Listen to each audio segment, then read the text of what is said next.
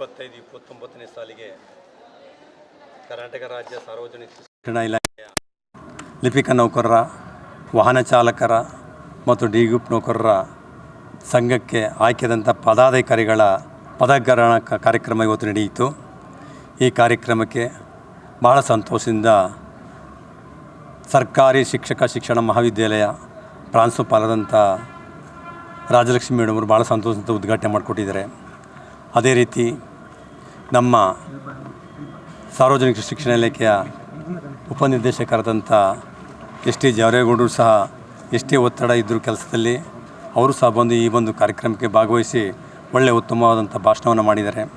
ಅದೇ ರೀತಿ ನಮ್ಮ ಡಯಟಿನ ಪ್ರಾಂಶುಪಾಲರಾದಂಥ ನಾಗರಾಜ ಸರ್ ಅವರು ಸಹ ಎಷ್ಟೇ ಒತ್ತಡ ಇದ್ದರೂ ಸಹ ಈ ಕಾರ್ಯಕ್ರಮಕ್ಕೆ ಆಗಮಿಸಿ ನಮ್ಮ ಲಿಪಿಕ ಸಂಘದ ಸಹ ಕಾರ್ಯಕ್ರಮಕ್ಕೆ ಆಗಮಿಸಿ ಒಳ್ಳೆಯ ಉತ್ತಮ ಮಾರ್ಗದರ್ಶನವನ್ನು ನೀಡಿದ್ದಾರೆ. ಸ್ನೇಹಿತರೆ, ಎಲ್ಲ ಇಲಾಖೆಯಲ್ಲೂ ಸಹ ಅವ್ರದ್ದೇ ಆದಂಥ ಸಂಘ ಸಂಸ್ಥೆಗಳನ್ನು ರಚಿಸಿಕೊಂಡಿದ್ದಾರೆ. ಅದೇ ರೀತಿ ಸಹ ನಮ್ಮಲ್ಲೂ ಸಹ ಸಾರ್ವಜನಿಕ ಶಿಕ್ಷಣ ಇಲಾಖೆಯಲ್ಲಿ ಶಿಕ್ಷಕರ ಸಂಘಗಳೂ ಇದೆ, ನಾನು ಇಲ್ಲ ಅಂದಿಲ್ಲ, ಅದೂ ಇದೆ. ಅದರಲ್ಲೂ ದೈಹಿಕ ಶಿಕ್ಷಕ ಸಂಘ ಇದೆ, ಮುಖ್ಯ ಶಿಕ್ಷಕ ಸಂಘ ಇದೆ. ನಮ್ಮಲ್ಲಿ ಬೋಧಕೇತರ ಎಲ್ಲ ನನ್ನ ವ್ಯಾಪ್ತಿಗೆ ಈಗ ಮೈಸೂರು ಜಿಲ್ಲೆಯಲ್ಲಿ 9 ಬಿ ಒ ಆಫೀಸ್ ಬರುತ್ತೆ, 1 ಡಿ ಡಿ ಪಿ ಆಫೀಸ್ ಬರುತ್ತೆ, 1 ಜೆ ಡಿ ಆಫೀಸ್ ಬರುತ್ತೆ, 1 ಡಯಟ್ ಬರುತ್ತೆ, 1 ಸಿ ಇ ಟಿ ಬರುತ್ತೆ, ಮತ್ತು 2 ಬಿ ಎಡ್ ಕಾಲೇಜ್ ಬರುತ್ತೆ, ಮತ್ತು 1 ಡಿ ಎಡ್ ಕಾಲೇಜ್ ಬರುತ್ತೆ, 2 ಡಿ ಎಡ್ ಕಾಲೇಜ್ ಬರುತ್ತೆ. ಎಲ್ಲ ವ್ಯಾಪ್ತಿಯಲ್ಲಿ ಸಹ ನಮ್ಮ ಲಿಪಿಕ ನೌಕರರು ಒತ್ತಡದಲ್ಲಿ ಕೆಲಸ ಮಾಡ್ತಾಯಿರ್ತಾರೆ. ಆ ಒತ್ತಡದಲ್ಲಿ ಕೆಲಸ ಮಾಡೋದ್ರಿಂದ ಕೆಲವು ಸಮಸ್ಯೆಗಳನ್ನ ಬಗೆಹರಿಸ್ಕೋಬೇಕು ಅಂದರೆ ಸಂಘಟನೆಗಳು ಬೇಕು ಅಂದರೆ ಹೋರಾಟ ಮಾಡಬೇಕು. ಅದಕ್ಕೆ ನಾವು ಸಂಘಟನೆ ಆಗಿದೆ. ಈ ಸರಿ 2025-29 ಸಾಲಿಗೆ ಆಲ್ ಓವರ್ ಕರ್ನಾಟಕ ಇದೇ ಯಾವ ಇಲಾಖೆಯಲ್ಲೂ ಸಹ ಆನ್ಲೈನ್ ಮುಖಾಂತರ ಚುನಾವಣೆ ನಡೆದಿರೋದು ಯಾವುದೂ ಇಲ್ಲ. ಇದು ಇತಿಹಾಸದಲ್ಲಿ ಬರೆದಿಟ್ಕೊಳ್ಳಿ. ಇದೇ ಮೊದಲನೇ ಬಾರಿಗೆ ನಮ್ಮ ಲಿಪಿಕ ನೌಕರ ಸಂಘದಲ್ಲಿ ಆನ್ಲೈನ್ ಮೂಲಕ ಚುನಾವಣೆ ನಡೆದಿದೆ. ರಾಜ್ಯ ಮಟ್ಟದ ರಾಜ್ಯಾಧ್ಯಕ್ಷರು ಮಾತ್ರ ಬಾಕಿ ಉಳಿದಿದೆ, ಎಲ್ಲ ಆಗಿದೆ. ಅದು ಸಹ ಮುಂದಿನ ತಿಂಗಳಲ್ಲಿ ನಡೀತದೆ.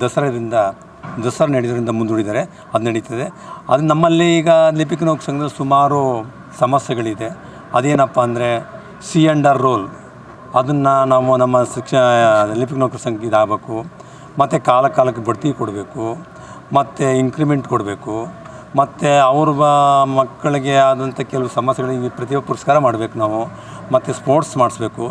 ಈ ಥರ ಹಲವಾರು ನೌಕರರಿಗೆ ಸಮಸ್ಯೆಗಳನ್ನ ಬಗೆಹರಿಸಬೇಕು. ಮತ್ತು ನೌಕರರ ಕುಟುಂಬಕ್ಕೆ ಮತ್ತು ಆರೋಗ್ಯ ಸಂಜೀವನಿ ನಮ್ಮ ಏನಪ್ಪ ಅಂದರೆ ನಮ್ಮ ರಾಜ್ಯಾಧ್ಯಕ್ಷ ಅಂತ ಸಡಕ್ಷರಿ ಸರ್ ಅವರು ಲಿಪಿಕ ನೌಕರ ಸಂಘಕ್ಕೆ ಆದಂಥ ಒಂದು ಆಲ್ ಓವರ್ ಸ್ಟೇಟು ನನ್ನ ಏನು ಕೇಳಿಕೊಂಡೆ ಅವ್ರ ಹತ್ರ ನಮ್ಮ ರಾಜ್ಯಾಧ್ಯಕ್ಷ ಸಡಕ್ಷರಿ ಸರ್ ಅವರು ಭಾಳ ಯುವ ನೇತಾರರು ನಮ್ಮ ಸಂಘಕ್ಕೆ, ರಾಜ್ಯ ಮಟ್ಟದ ಸರ್ಕಾರಿ ನೌಕರ ಸಂಘಕ್ಕೆ ಅವ್ರು ಏನು ಮಾಡಿಕೊಟ್ಟಿದ್ದಾರೆ. ಅದರಲ್ಲೂ ಎಸ್ಪೆಷಲಿ ನಮ್ಮ ಮೈಸೂರು ಜಿಲ್ಲೆಗೆ 2 ಕೊಟ್ಟಿದ್ದಾರೆ.